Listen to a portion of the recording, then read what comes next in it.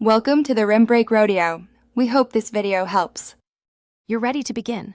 Sign into your Starlink account and ensure billing and 2FA are active so changes save.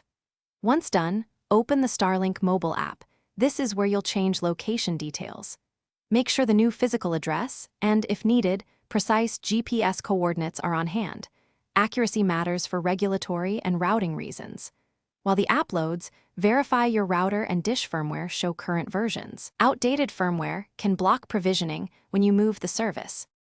Navigate to service address or manage location within the Starlink app and choose Edit. Type the new address or drag the map pin to the exact GPS coordinate. This ensures network routing and regulatory compliance.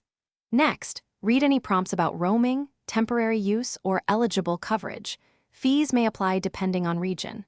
Confirm changes and wait for the app to provision the dish to the new location. This can take several minutes.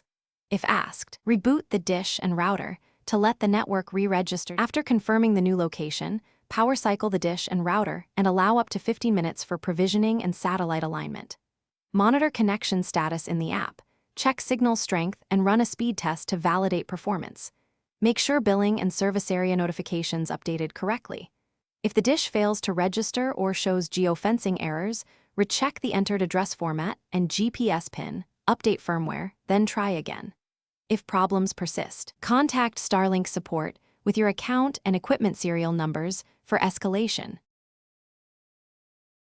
Thanks for watching. Consider subscribing if we helped you.